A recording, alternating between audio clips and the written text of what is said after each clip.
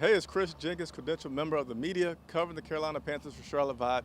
And yes, I'm back, and I'm about to talk to you about the NFL draft. But before I get into that, I just want to give everybody a little information about the absence, okay? So, football is a love of mine, and covering the sports is something I really enjoy doing. But family is my first love, and as some of you may know, I was married about 2 years ago. So, what I am doing each year is after the last game of the season, whether that's week 17 or whether that is the Super Bowl. I'm not disappearing, I'm not leaving, I'm not quitting, but I'm taking a break until the NFL draft, in which you will see me resume my coverage.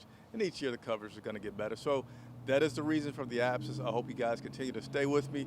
Tell a friend about Charlotte Vibe. As always, we are live a lot of times for a reason of interacting with people. I love taking your questions and hearing your opinions. So look for more of that to come. All right, let's go ahead and get into this NFL draft, which is now happening in 2 days. Today is Tuesday. It happened on Thursday at 8 p.m.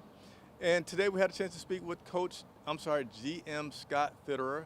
And I have a few notes from that meeting, in which I'm going to talk with you about pretty quickly here. Draft is the foundation for this team in terms of how they want to build things. So that is certainly what the belief of Scott Fitterer is.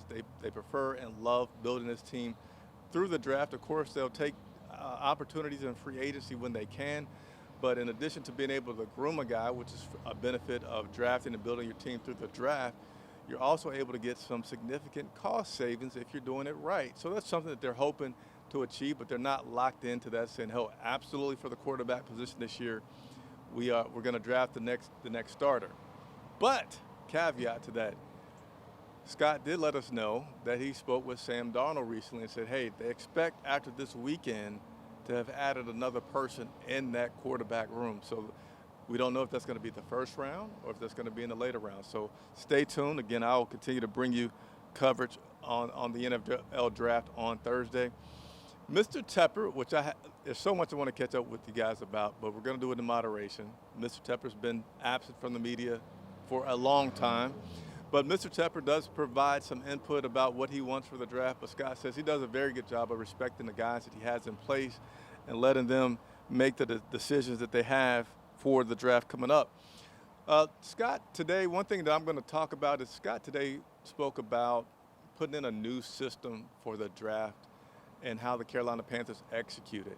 He spoke about when he was in Seattle, they had this pick six thing, which is what they're going to use as well this year, which well, let me backtrack and say they said they had over, I believe it was about 800. I don't have it written down exactly in my notes. 800 prospects, and they got it down to 156.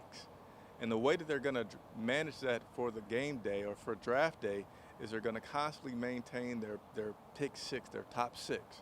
And they're going to use that, which will come in handy when they get later in the draft and as of right now have a lot of, not back-to-back, but close picks that'll help them quickly go through that and pick that out. But they'll have their pick six, and he said that they modernized their draft selection. So one of the things that they did in modernizing was they added a lot of resources to their draft. They have interns now that they use. They've also added, I forget the position, but they've added several physical resources to their drafting team.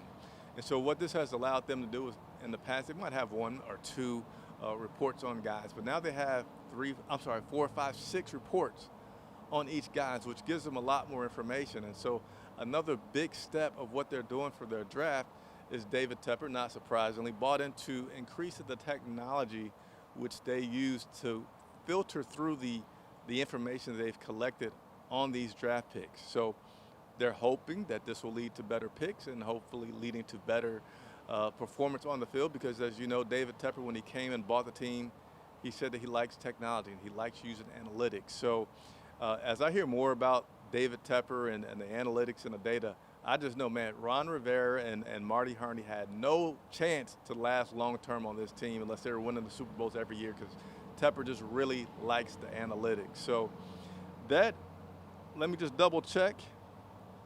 That is all the news. We did get a chance, I forget the gentleman's name that reported, but stuck in a question about Brian Burns. They do intend to pick up his fifth-year option, do have hopes of extending him as well, making the part of this nucleus, DJ Moore, Dante Jackson, even bigger in terms of securing these guys for the long term. So if you haven't done so already, please hit the like button, please hit the subscribe button, please tell a friend. I'm excited to be back covering the team. I will be live Thursday, and I hope that you will join me. Set your reminders for the game, all right? I say game, but it's the draft. Chris Jenkins reporting for Charlotte Vibe.